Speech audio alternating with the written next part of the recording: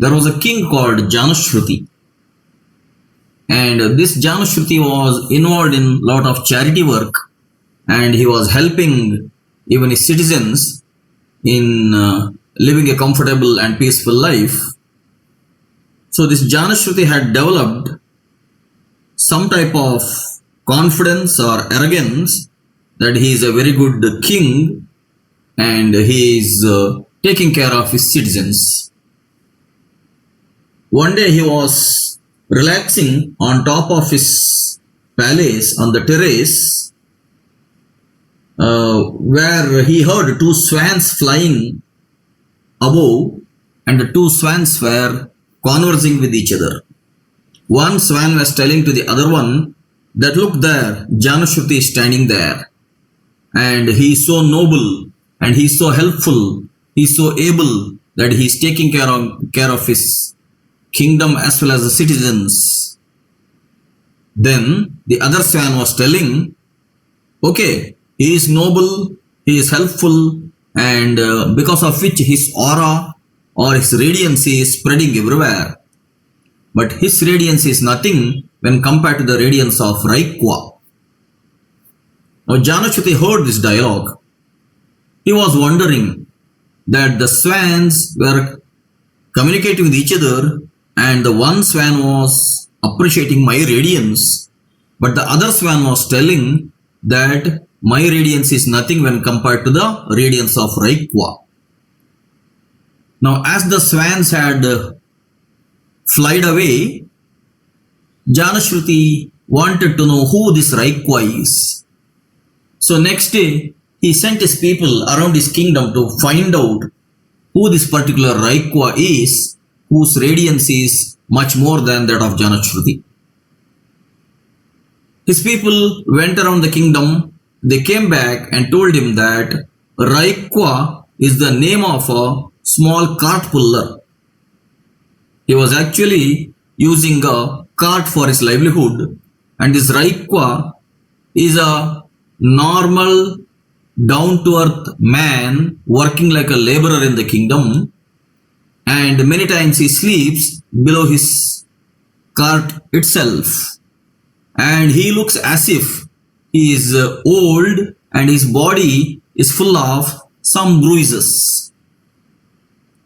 Now Janushruthi was thinking, when swans were mentioning, I was thinking that this Raikwa is a highly holy person, or he is a highly noble person whose radiance is more than me. Now the swans were mentioning about a cart puller. Anyhow, Janushruthi sent his people once again to bring Raikwa to the king's court. But when the people went there, Raikwa told that I am a cart puller, I have my livelihood in my own way by pulling the cart, so I don't have to come to king's court. If king wants to see me, let him come and see me. Now Janushruthi understood the message.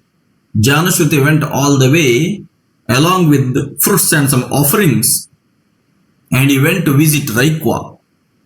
When he went to visit Raikwa, he saw that Raikwa was actually scraping his own skin on some particular bruise, and he was simply relaxing below his cart. Janushruthi was really doubtful about what swans were telling, that this particular man, how can his aura or radiance be much larger than my aura or my radiance? I am a noble king, whereas this particular person is a very ordinary laborer. But still, Janushruthi went all the way and he offered all his fruits and offerings to Raikwa, and he asked Raikwa that, I heard these swans talking about you. I just want to know how your radiance is much larger than my radiance. Now Raikwa laughed at him, and Raikwa asked him what you really want to know. Now Janushruthi sat beside Raikwa and he requested him, whatever you know, please teach me. Then Raikwa said, if at all you want to learn whatever I know, and if you want me to teach you, then you should shed that clothes which you are wearing as a king, and you should sit like in whichever way I am sitting. Janushruthi completely agreed, and he removed all his kingly clothes and he sat in front of Raikwa as a normal aspirant. Later on, Raikwa talked only about the self, only about the Atman. As if two waves are talking only about water. One wave will be talking and the other wave will be listening. That way, Raikwa taught him the secret of the self.